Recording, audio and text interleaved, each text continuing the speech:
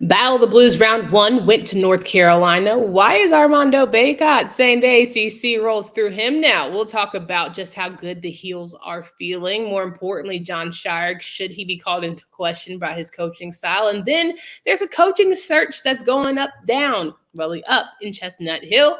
Is it Bill O'Brien? Is he the answer for the Eagle? We'll talk about all of that here on Locked on ACC. You are Locked On ACC, your daily podcast on the Atlantic Coast Conference. Part of the Locked On Podcast Network, your team every day.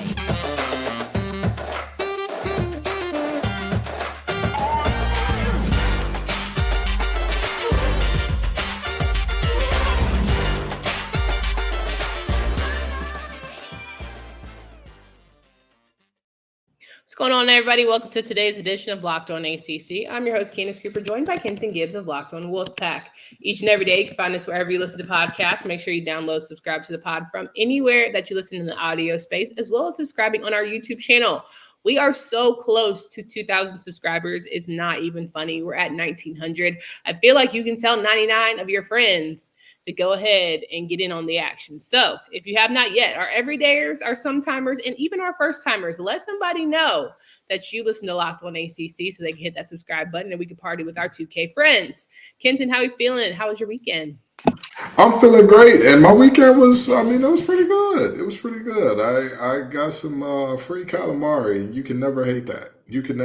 Calamari, they can never make me hate you. I just want you to know if there's any octopus, squid, anything in that family that they put some heat to near me, in the words of Rick Ross, I'm going to eat it. So, long story short, great weekend. Great weekend for me. All righty. You never know what you're going to get out of Kenton here on this show, but there's going to be some sort of food and music reference involved. So there's that. There was a great weekend if you like Battle of the Blues and enjoy basketball. North Carolina and Duke took on each other, a top 10 matchup. North Carolina ended up coming out with the victory, and it was a handed victory. They won handedly. There's my word for the day.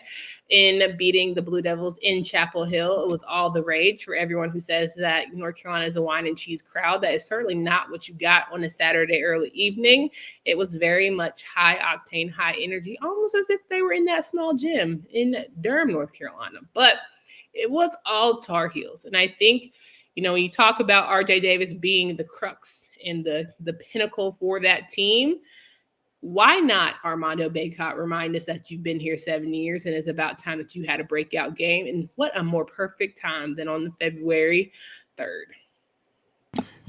There comes a point in time where that moment comes for everybody, right? Where you just stick around long enough, where you just hang around long enough and you get your one shining moment, right? Armando Bacot in a program that's so storied, and a program with bigs like James Worthy and Psycho T and company coming through, Sheed Wallace, many others. He's the all-time leading rebounder, all-time leading double-double guy. But many people felt like he's the Dak Prescott of college basketball.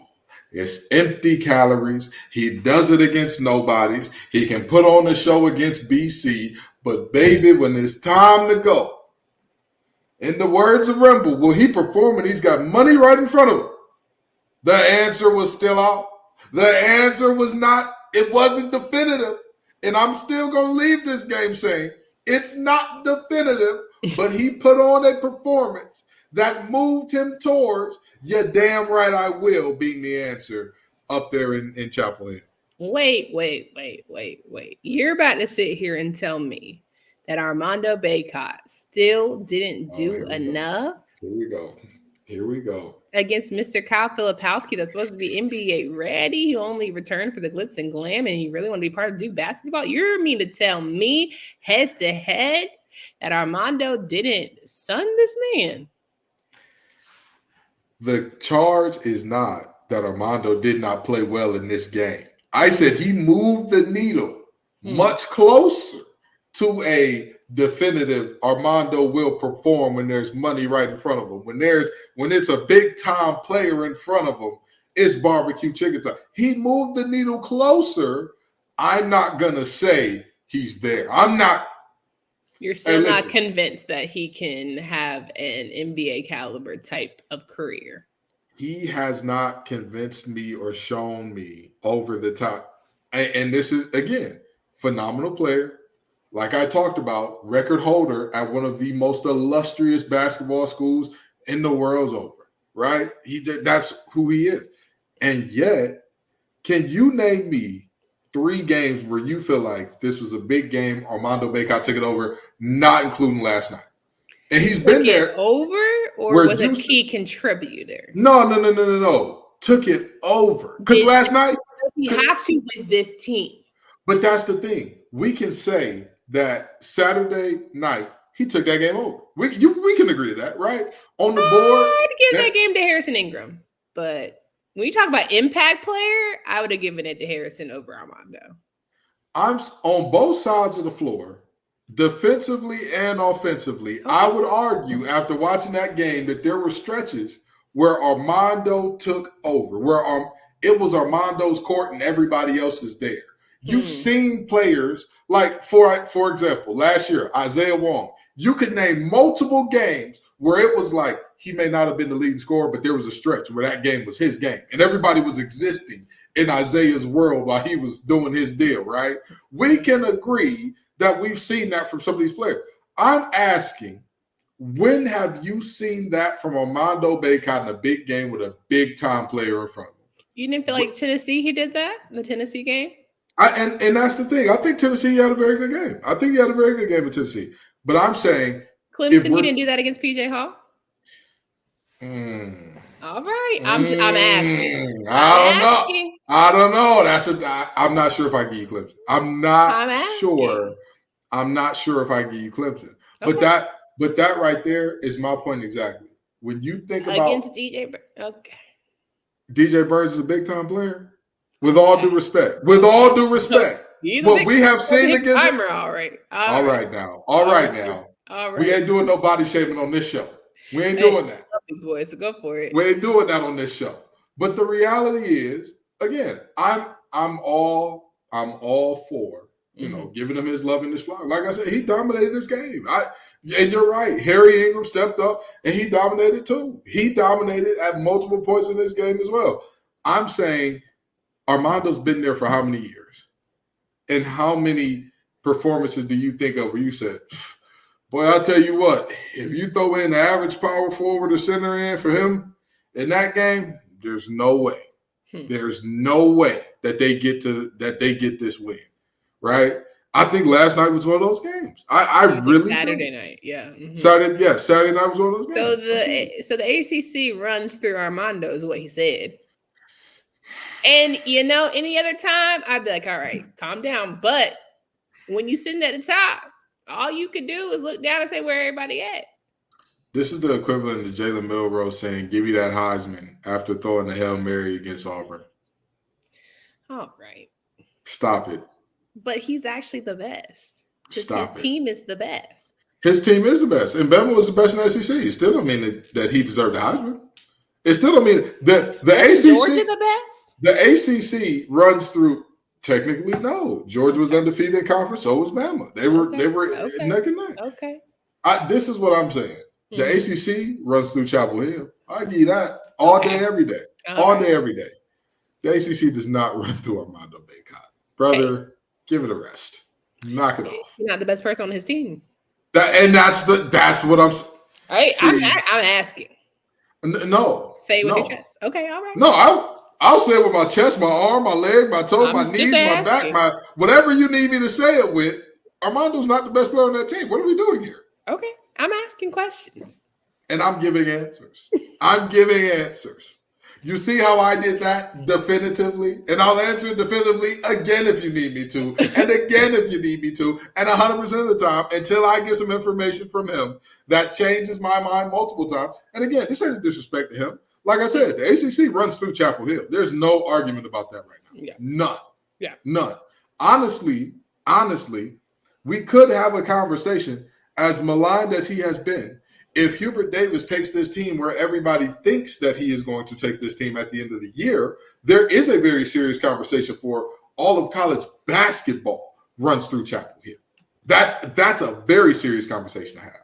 Ooh, I love those type of conversations. That helps me get it, truly true joy. Today's episode, as I remind you, is brought to you by LinkedIn. These days, every new potential hire can feel like a high stakes wager for your small business. That's why you got to tap into LinkedIn. Helps you find the right people for your team faster and for free. All you got to do is go to linkedin.com/lockedoncollege. Post your job for free. Terms and conditions may apply, but LinkedIn knows that small businesses are wearing so many hats and might not have the time or resources to hire. LinkedIn is constantly finding ways to make the process easier. They even just launched a feature that helps you write job descriptions, making the process quick. 2.5 million small businesses use LinkedIn for hiring. Go to linkedin.com/lockedoncollege. That's linkedin.com/lockedoncollege to post your job for free today. Talking with Kenton Gibbs about North Carolina Duke. Great matchup. A lot of people are high on Hubert Davis, which you should be if you're truly a basketball head. If you're someone who's casual, cool too. He outcoached Jon Scheyer, which a lot of people were giving him criticism throughout, his most early tenure, saying that he didn't really know the X's and O's very well, couldn't call a timeout or call too many timeouts, or it was never the right time or good enough. But I'd argue that for Jon Scheyer, that was the worst showing as Duke's head coach, because frankly, your guys weren't ready. They weren't pumped. They weren't excited. And we've given a lot of criticism to Duke about playing on the road. And they've shown us a couple times that they're able to, capitalize on away moments or neutral courts. But really their bread and butter is playing at home in front of that crowd. But it seemed as if they just didn't know how to really step up into this, what is the Duke UNC battle of the Blues. And it was just start to finish a sort of lackluster performance. Did I? And you know the crazy part about this? I outcoached Jon Scheyer in that game. Oh my God. Did I not say on this show, and anybody who's a listener, go back and listen. What did I say Duke needed to make this game in order for Duke to get a win? Contain RJ Davis. Slow it down, grind it out. If you gave this game that track meet on hardwood field, the stars would star, and y'all don't have the star power to keep up. Mm-hmm. You did. Low and low. Oh, I don't know. A smooth 180 points combined later, UNC comes out with a 10-point win. John, the recipe was there. I know you don't listen to Locked on ACC because we gave you the recipe. We told you what you needed to do. It was in fact a track meet. It was a track meet to the point where I think Armando did a foul just to get a break. The under 12 timeout was calling his name, and he needed it bad. I'll tell you what, I saw Noah Lyles out there running the way that them boys was on that track. You have got to slow the game down if you know that your star power doesn't match their star power, but you have depth that beats their depth. And I know that that's counterintuitive. I know a lot of people say, well, if you've got less stars, just run them until their stars get tired. UNC has shown again and again and again that their star, the conditioning is elite. Their basketball condition, amazing, phenomenal. They can go 6-7 deep and be just fine with that. So your goal should not be to wear them out. It's make it hard. Don't give anything easy. This ain't just a go, everything we do fast paced. Because if you give the easy buckets, if your argument is, hey, here's the easy buckets, they'll make more of those than you, which is what they did. But if you slow it down and say, you know what, take your time down. Let Armando catch his breath. But when he gets there, two of us will be waiting on him. Because, for me, a lot of times with Armando, it's a study long, study wrong type approach. When he just goes and plays his game, he is sharpshooter, right? When he has to think about it, when he starts to question himself, when he sort of does a juke move a couple times, and it's like, you overthought it, and now here we are. So if they had maybe taken a Virginia approach, right, Tony approach, and decided to just pace it and make them earn every bucket, we could have been talking about a whole different outcome, but that was certainly not the case. It was just high octane for North Carolina start to finish. I will say Duke didn't have a whole lot of newbies to this. And that's what makes it also frustrating for me. And if I was a Blue Devil fan, because you didn't have people that are unfamiliar with how Battle of the Blues goes. You didn't have a lot of people who don't know the hype and significance around the situation, or who don't want to avenge the huge losses that they experienced during that Final Four run, right? So to me, why is McCain the best person on your team? Why is he shooting like he went federal. I ain't gonna hold you. Yeah. My boy went federal. Kyle Filipowski had like 2 flashes where I was like, that was an NBA move. Good job, young man. But other than that, you look kind of crazy. I mean, hey, the TikToker found his rhythm, okay? He said, I can do more than shake my hips. I can do more than that, okay? I can find my way. I can find my way there. But I think that the biggest story of this game was more so than anything else. I mean, North Carolina shot it well from deep.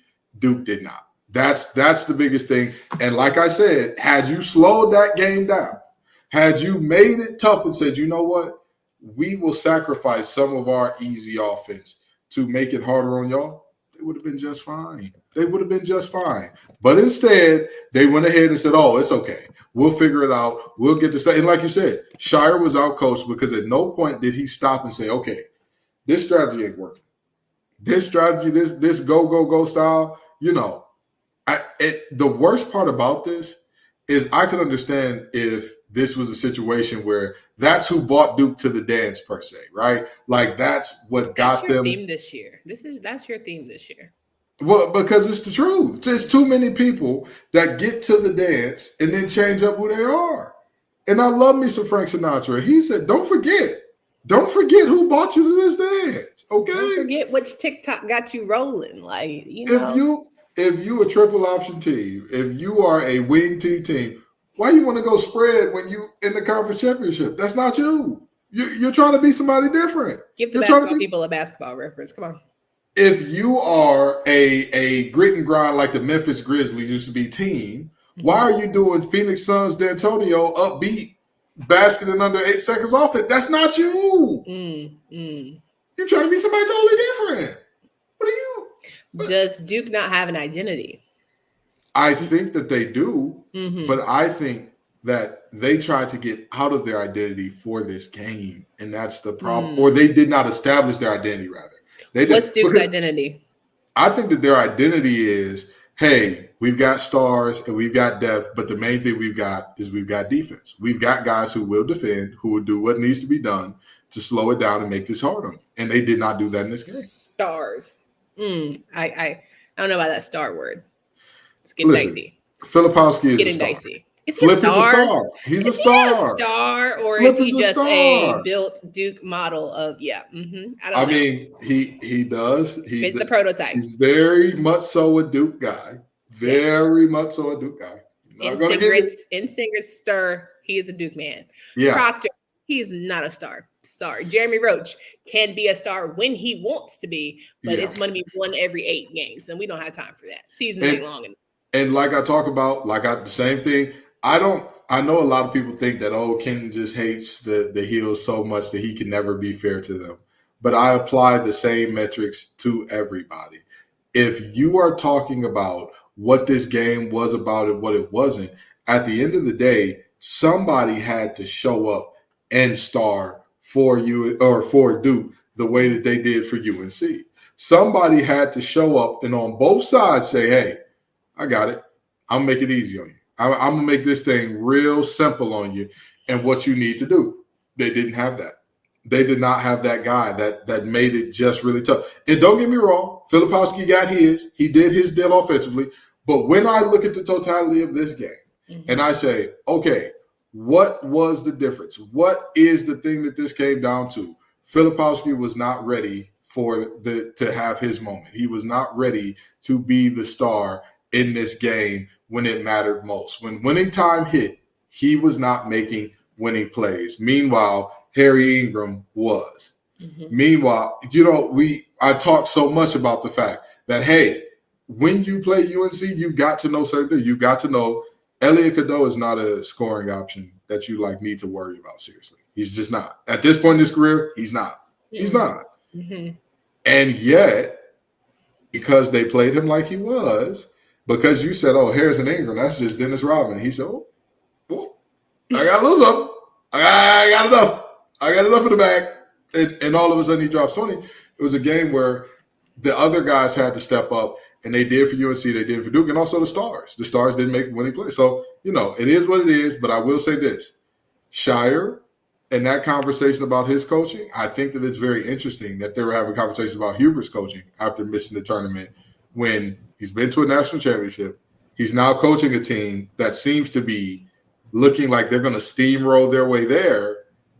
And yet, only one of those coaches is having a conversation about who's not. And don't get me wrong, it was an abject failure to start off the season as number one and not make the tournament. Absolutely. 1,000%. But I'm just saying, he ain't the only one that conversation need to be had about the triangle. Multiple. All right, we got to talk about some football here because we all know that can sometimes be our bread and butter. But if you got thoughts around North Carolina and Duke, we would love to hear them, as well as maybe the Super Bowl. Neither of our teams are going, but we would certainly like to hear how excited you might be for those happening this Sunday. Happy Super Bowl to all who celebrate from FanDuel, America's #1 sports book. If you're like me, Super Bowl Sunday is all about us. You're scoring the best seat on the couch, grabbing your favorite football snack, and placing some bets. How long will Usher's performance be? How long will the person sing the national anthem? What is it going to be, heads or tails? Who's scoring the first touchdown? You can all get all of that at Super Bowl 58. But FanDuel has those bets. New customers can get $200 in bonus bets if your first bet of $5 or more wins. Visit FanDuel.com/LockedOnCollege to sign up. That's FanDuel.com/Locked On to sign up today. Make every moment more with America's #1 sports book and the official partner of the NFL. We're finishing up this thing here. Boston College is on the search because if you didn't know and haven't listened, Jeff Hafley decided to go to Green Bay to be the defensive coordinator. He is tired of the game that is college athletics and college football. He doesn't want to play the NIL game, and I don't blame him. It's stressful. He doesn't have time to do X's and O's. It's more about pay me. Cool. It's your business. But the people in Chestnut Hill need a leader, and they feel like that leader might be Bill O'Brien. Why? Why do y'all local feel like that? Energy, used to the area, right? Recruiting has worked with some of the greats. I'm finding it. What has Bill O'Brien done? Or Bill O'Brien Alabama. Done? Okay. The Patriots, the Texans. I'm going to say that. You know what Bill O'Brien did for the Texans? All right. You know what he did for the Texans? He traded away one of the best receivers in the game for David Johnson, who never rushed for, I believe, was over 500 yards a game, and the second-round pick, because he was upset that the mother of his children and his family were at the facility. Wow. That's his business. There's a reason he wants to be a pro head coach. There's a reason he's not. Every year when the coaching carousel comes around, you hear a couple of coaches. You hear some coaches that are always kind of hanging on in the background, Oh, yeah, this team's chatted with this person. And the third person is a person that they're not going to hire. Good and darn well. That person's just kind of there, Well, before he went to Washington, Sam Belichick was on the list, in my opinion. That should have been more looked out, sought after. The mullet. How could you not love the mullet? Okay, go ahead. I mean, I don't want anybody from Bill Belichick's coaching tree if I'm looking for success. Who from his coaching tree has been a good hire for Boston College? I'm just saying. Vrabel's never coached under Bill Belichick, so he's not part of his coaching tree. That would have been a good hire for them. Don't he know him? Don't they know He played under Belichick, but he not from that coaching tree. Okay. That coaching tree, if you coach with Belichick, Mike McDaniel, or Josh McDaniels rather, trash, basura, garbage, nothing. Yeah, Bill O'Brien. What has he done to garner all these jobs? He got to be the greatest interviewer there ever was. He got to be the greatest interviewer on this side of Mississippi because I have never been impressed with that man, and yet he stays in contention, stays in the running for these jobs. Boston College, baby, honey, sweetie, I'm so sorry. I'm so sorry. You deserve so much better. You deserve better than Hafley. Yes. And you damn sure deserve better than O'Brien. I'm sorry. But, at the end of the day, they're going to find somebody. I don't think they're going to be the worst team in the ACC. But there's a whole new docket of friends now that, just take your pick who could be having a tough season. Stanford could be in that mix, right? What Wake Forest is going to be, we don't know. So there's a lot of people vying for opportunities to elevate their game that just might not. It might be an off one. North Carolina, Duke. Like, let's keep it a debate. We've been talking about them all show. There's plenty of people with struggling, pass forward. So they're going to be right in the mix. I agree. And they got Castellanos, who, again, Thomas Castellanos is a star. He is the type of guy. He's standing 10 toes and he's going to stay. Brother. All right. Run. Get away from that program. Get away from that program. Did you hear what Bill O'Brien told his former quarterbacks? He's got the same Zay Flowers energy of loyalty to the program, the school, all of that. Let me tell you something. I'm not a Jalen Milroe fan. Okay. I don't think, I think the best thing about him is let a naysayer know. I think that's hilarious. Absolutely phenomenal clothing brand name. You keep up the good work. I don't think much of him as a player, but Bill O'Brien saying, I don't know how to coach a quarterback like you. To now be the head coach of a team with Thomas Castellanos. Yeah, that could be tough. That would be challenging. In the words of my ever so talented, ever so lovely co-host, I'm trying to find it. I'm trying. But I don't see it. You can give me the treasure map from Uncharted. You can give me the maps that Indiana Jones used to use. You can give me MapQuest. You can give me Waze. You can give me Apple Maps. You can give me every single navigational system that there's ever been. And I can't find not nary a reason to, in the year of our Lord and Savior 2024, bring in Bill O'Brien. And that's all I'm going to say on that. I'm done with it. I don't want to go give him more time to that guy. I see it. It's got you riled up. Bill is not the guy. But if you guys know the guy, please let us know. Because if you haven't listened to us on Boston College, AJ Black is our guy who gives us up-to-date moments for the Boston College Eagles. And so he certainly has those conversations swirling. I do want to say, Ken, before we get out of here, it's one thing when we do these alignment episodes, it always causes a little tussle, right? Folks really felt bad for me because, the ACC is down bad. And I'm like, you should feel bad for me.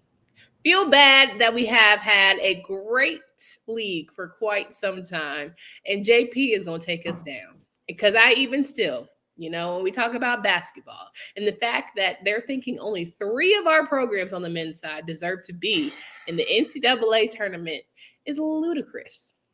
It's ludicrous. The fact that we have to fight for Virginia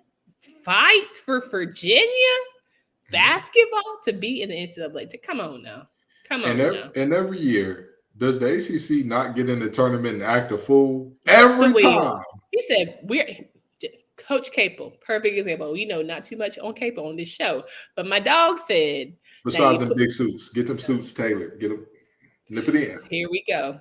You put us in the tournament, we beat a Big 12 team. You put us in the tournament, we beat who was in front of us. Miami went to the Final Four. Like, what more can we show you other than beating these programs that we're more than capable? And the ACC really is top dog entertainment when it comes to men's college basketball. To me, I want to quote my teacher, Vicki Green, from Cass Tech. She told me a quote that I'll never forget. Now, I know it wasn't from her, but she's a person who taught to me. And so I credit it to her. The greatest predictor of future behaviors is the past. Mm-hmm. Now, when I look at what the ACC has done time and time and time and time and time again in that tournament, I don't see how you don't give ACC teams that are on the bubble the benefit of the doubt. I don't see how you do. This is a conference that has constantly done their deal. You talk about Miami. Just stop letting metrics rule the roost. Get the nerds out of sports. Get those nerds, get those analytics, get those metrics away from my sports. When can we start judging heart, talent, want to, guts, chutzpah? I don't know. We need a committee for that. Get the guys with pocket protectors and really big buy-in trifocals. Keep those guys away from my sports because at the end of the day, sometimes you just got to watch and say, that boy got that dog in him. Okay. That boy got that dog in him, and it means something. Okay. It means something, okay? You can say it doesn't. You can say, well, this team didn't perform well in the NIT. They didn't want to be there. They didn't want to be there. When you put these teams in the tournament, they do well for a reason. 1,000% agree. We've got more basketball conversations to happen over this week. We'll get you locked and loaded and squared away as well, of course, always with advisory groups, football talk, realignment, and more. So you don't want to miss that. Please stay locked in. You know it's going to be a long offseason where we got to go over all of your football schedules. So make sure you tell a friend to tell a friend that get that YouTube subscription up to 2K, and we will love you forever. Candace Cooper and Kenton Gibbs. Until next time.